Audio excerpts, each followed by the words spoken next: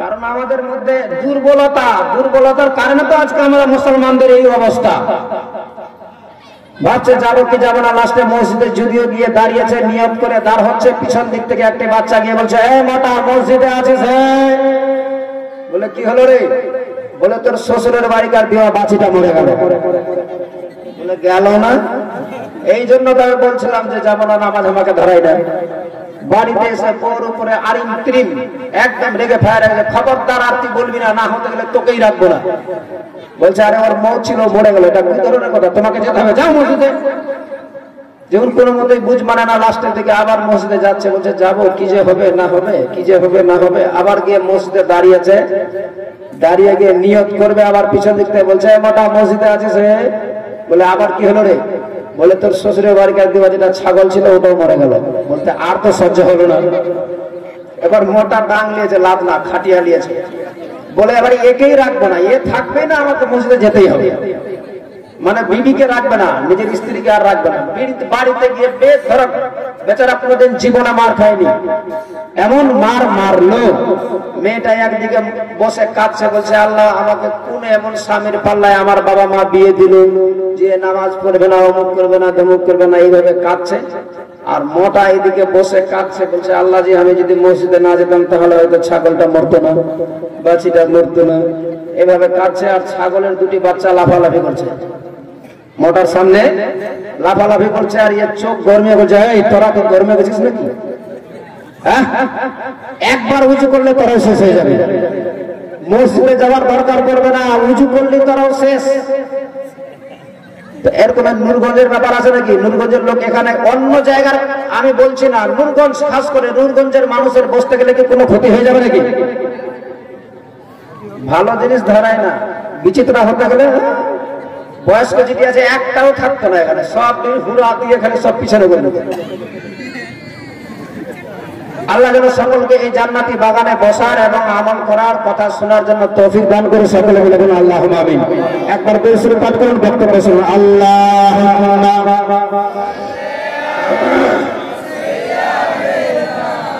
মাওলানা মুহাম্মাদ ওয়া আলা আলি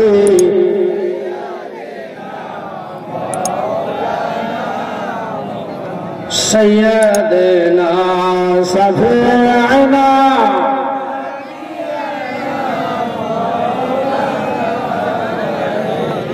শামসে দুহা বদর দুজা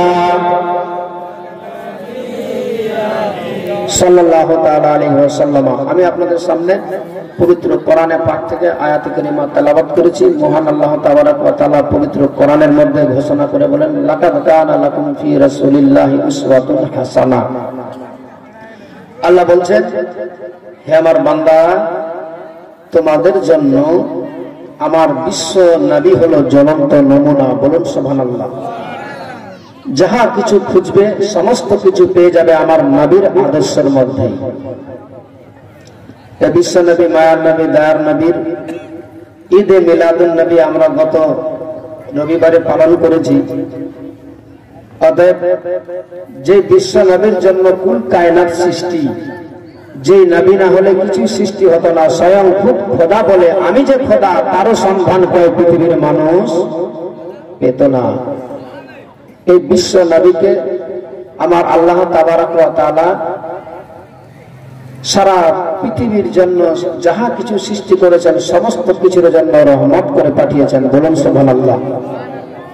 যে নবী সারা কুল কায়নাতের জন্য রহমত হয়ে দুনিয়ার বুকে, যার ফলে আল্লাহ কোরআনে বলছেন, ওমা আরসালনাকা ইল্লা রাহমাতাল লিল আলামিন। সেই নবীর দুনিয়ায় আসার সাথে সাথে নিজের উম্মত উম্মতিদের কথা ভাবে। আপনারা শুনেছেন, আমি খুব শর্টে বলবো আপনাদের মাঝে, অল্প কিছুক্ষণ বলবো, খালি শুধু একটু বুঝাতে চাই যে নবীর জিন্দেগানি কি, নবী কতটা কষ্ট করেছেন, আর নবী আমাদের জন্য কতটা চেয়েছেন। আজও সোনার মদিনায় বিশ্ব নবী নিজের উম্মত উম্মতিদের জন্য নিজের রওজায় কাঁদছেন। বলুন সুবহানাল্লাহ। নবী दो जहाনের बादशाह सरकारे काउना मका जनाबे मुहम्मदुर रसूलुल्लाह সাল্লাল্লাহু তাআলা আলাইহি ওয়াসাল্লাম যখন দুনিয়ার বুকে জলওয়া আফরোজ হলেন। অনেক ঘটনা আছে, জীবনীতে শুনবেন, যদি আল্লাহ কোনোদিন বাঁচিয়ে রাখে শোনাবো, তবে কিছু সামান্য শোনাচ্ছি খালি একটা ইমাম তাজার জন্য। মা বোন কোনো কথা হবে না, একটা কথা বলবো আজকে এই জায়গাতে, এই জান্নাতি বাগানে বসে। এই ভাই, এই মায়েরা, জীবনে কত করেছো গুনাহ, যদি পাহাড় পূরণীয়, যদি পাহাড় সমতলের যদি গুনাহ হয়ে যায়, আর আজকে এই জায়গাতে এই জান্নাতি বাগানে বসে নবী, বিশ্ব নবীর কথা শুনে যদি মনে একটু দুঃখ আসে, চোখে যদি একটা ফোঁটা পানি পড়ে, এটাই আমার আল্লাহ তাআলা কবুল করে নিবে, আপনার জীবনের সমস্ত গুনাহ হয়ে যাবে ক্ষমা। যদি কাঁদতে না পারেন, যারা কাঁদবে তার দেখে কাদার ভাঁজ করতে গেলেও আল্লাহ কবুল করে নেবে। অতএব এই জান্নাতি বাগানে আজকে বসে আছেন, আমি বলবো 2-1 ঘন্টা বসে আমার আল্লাহকে রাজি করতে গেলে, কারণ যেভাবে পৃথিবীতে যদি কোনো আগুন লেগে যায়, পানি না দিতে গেলে আগুন নিভানো সম্ভবপর নয়, জাহান্নাম থেকে রেহাই পেতে গেলে কান্না ছাড়া কোনো রেহাই হবে না। অতএব খোদার কাছে কাঁদা লাগবে, খোদাকে রাজি করতে হবে, খোদা যেন আপনার প্রতি রাজি হয়ে যায়, সন্তুষ্ট হয়ে যায়। আমার বিশ্ব নবী দো জাহানের বাদশা দুনিয়ায় আসছেন, আসার সাথে সাথেই সুসংবাদ সারা পৃথিবীর মানুষকে দিচ্ছেন। কেমন করে দেখুন, আমার বিশ্ব নবী যখন আসছেন দুনিয়াতে, তখন আব্দুল মুত্তালিব আছে কাবাখানাতে। কোথায় আছে? জোরে বলবেন, কোথায়? কাবাখানায়। আর আমার বিশ্ব নবীর ঘরে, ওই কুরা ঘরের মধ্যে হযরতে মা আমিনা রয়ে আছে। যেই মা আমিনার ঘরের মধ্যে আল্লাহ তাআলা জান্নাত থেকে 4 জন নারীকে পাঠিয়েছিল। জানা আছে আপনাদের? 4 জন নারী এসেছিল। তারা আমার বিশ্ব নবীর বেটি, আমার বিশ্ব নবীর মা হযরতে মা আমিনার কাছে এসে পৌঁছালেন খাদেমা হিসাবে, যেন কোনো অসুবিধা না হয়, কোনো কষ্ট না হয়। আমার নবীর মাকে গ্লাসের মধ্যে 1 গ্লাস দুধ শরবত সাদা হয়েছিল, সেই শরবতটুকু পান করলেন। পান করার সাথে সাথে হযরতে মা আমিনার একটু তন্দ্রা চলে আসলেন, চোখ বন্ধ হয়ে গেলেন। হওয়ার সাথে সাথে খোদার হুকুমে আমার বিশ্ব নবী দুনিয়ার বুকে চলে আসলেন। বলুন সুবহানাল্লাহ, জোরে বলেন। যেমনি হয়ে এসেছে আমার নবী, হযরতে মা আমিনা সঙ্গে সঙ্গে চোখ খুলে দেখছেন একটা পূর্ণিমার চাঁদের চাইতেও বেশি চকচক করছে। বলুন সুবহানাল্লাহ। শুধু তাই নয়, হযরতে মা আমিনা যেমনি দেখতে পাচ্ছেন নিজের সন্তানকে, সেই জায়গাতে কোনো যেভাবে অন্য আমরা দুনিয়াতে হতে গেলে মা ভাই মায়েদের রক্ত হয়, রক্তপাত হয়, কিন্তু সে সময় আমার নবী যখন দুনিয়াতে এসেছিলেন, হযরতে মা আমিনা বলেন, আমার সন্তান যখন আসলো 1 ফোঁটা রক্ত, 1 কাতরা রক্ত জমিনে দেখা যায়নি। সুবহানাল্লাহ বলা যাবে না? তার মানে আমার আপনার মতো নয়, এখানেই বুঝে নিতে হবে। দেখছেন হযরতে মা আমিনা সিজদা অবস্থায় আমার বিশ্ব নবী পড়ে আছে। হযরতে আব্দুল মুত্তালিব দেখতে পাচ্ছেন যে যেই কাবাকে সারা পৃথিবীর মানুষ এসে তাওয়াফ করে, সেই কাবা যেন দেখছি আমার বাড়ির দিকে ঝুঁকে গিয়েছে। জোরে বলেন। যেমনি দেখেছে হযরতে আব্দুল মুত্তালিব বুঝতে পেরে গেল আমার পিতা মুহাম্মদ সাল্লাল্লাহু তাআলা আলাইহি ওয়াসাল্লাম চলে এসেছে। দৌড়ে গেলেন বাড়িতে। বাড়িতে গিয়ে দরওয়াজায় আওয়াজ দিচ্ছে, মা দরওয়াজা খুলো, তার আগেই জিবরিল আমিন দাঁড়িয়ে আছে। হযরত আব্দুল মুত্তালিবকে বলছে, না, ভিতরে যাওয়া যাবে না। কেন? এই জন্যই যে খোদার তরফ থেকে নিষেধ আছে, আজ থেকে নিয়ে 3 দিন খোদার ফেরেশতারা আসবে বিশ্ব নবীর জিয়ারত করতে, সালাতু সালাম জানাতে, তারপরে তোমরা দেখতে পাবে। বলুন সুবহানাল্লাহ। হযরত আব্দুল মুত্তালিব বলেছিলেন যে আমার পিতা আমি দেখতে পাবো না, তুমি বাধা দেবে, দেখি আমি কিভাবে যেতে পারি না। জোর করে ঢোকার চেষ্টা করছিলেন, আব্দুল মুত্তালিবকে জিবরিল দাঁড়িয়ে দিলেন, বলে না। উনিও ধাক্কা দিল, বলে হবে না, খোদার হুকুম আছে, ভিতরে যাওয়া যাবে না। আব্দুল মুত্তালিব এই কথাটা মানুষের কাছে তুলে ধরার চেষ্টা করেছিলেন, কিন্তু তুলে যখন এই কথাটা বলতে যাবেন, আল্লাহ তাআলা তার মুখের মধ্যে তালা লাগিয়ে দিয়েছিলেন। বাকি সব কথা বলতে পারছে, কিন্তু আমার বিশ্ব নবীর কথা যখন বলতে যাচ্ছে তখন মুখের মধ্যে কোনো জবান নাই। আর আমার হযরতে মা আমিনা দেখছেন আমার বিশ্ব নবী সিজদা অবস্থায় পড়ে আছে। সে সময় মা আমিনা রাদিয়াল্লাহু তাআলা আনহা দেখে, দৃশ্য দেখে চোখের পানি টস টস করে বেরিয়ে আসে আর কাঁদে আর বলে, আল্লাহ তাআলা রব্বুল আলামিন মাবুদ মাওলা, আমার একটা জানের জান কলেজার টুকরা দিলে সন্তান, যে সন্তান সিজদায় পড়ে আছে, মাবুদ গো আমি হয়তো মনে করি আমার এই ছেলে কেন এমনি হয়ে গেল। আল্লাহ তাআলা আমার স্বামী নাই, আমার কেউ নাই, আজকে একটাই মাত্র আমার সন্তান হয়ে আছে, সে আবার সিজদায় পড়ে আছে, কোনো কান্না করে না, কোনো আওয়াজ পাওয়া যায় না।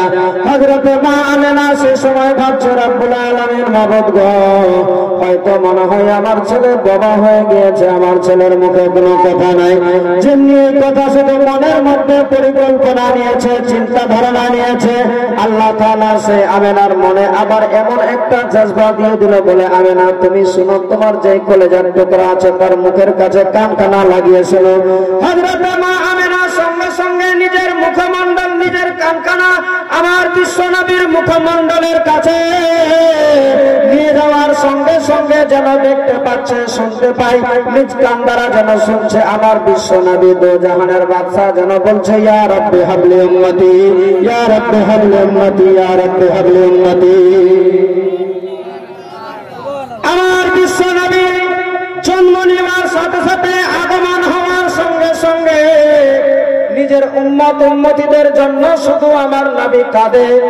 এই কথা শুনে আমার নবী দো জাহানের বাদশার কথা শোনার সাথে সাথে হযরতে আমিনা খোদার দরবারে হাত তুলে নিলেন, বলে রব্বুল আলামিন আমি মনে করেছিলাম হয়তো আমার সন্তানটা হয়তো কথা বলতে জানে না, কিন্তু এখন বুঝতে পারলাম মাবুদ তোমারই এই কারিশমা, তোমারই মহিমা, তুমি যে বলবে সেটাই হবে, তাছাড়া বাড়তি একটাও কোনো দিকে বেশি হবে না।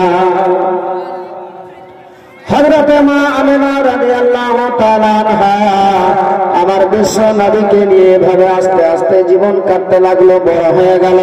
অনেক লম্বা ইতিহাস আছে। দাই হালেমার বাড়ি গিয়েছিল আমার বিশ্ব নবীর। সে সময় সেই জামানাতে একটা প্রথা সিস্টেম ছিল, যারাই মক্কার বুকে যেই বাচ্চা জন্ম নিবে নিজের মায়ের কাছে থাকতে পাবে না, তাদেরকে দাই হালেমারা নিয়ে যাবে, অন্য মেয়েরা নিয়ে গিয়ে লালিত পালিত করে দুধ পান করিয়ে আবার ফেরত দিবে মায়ের কোলে।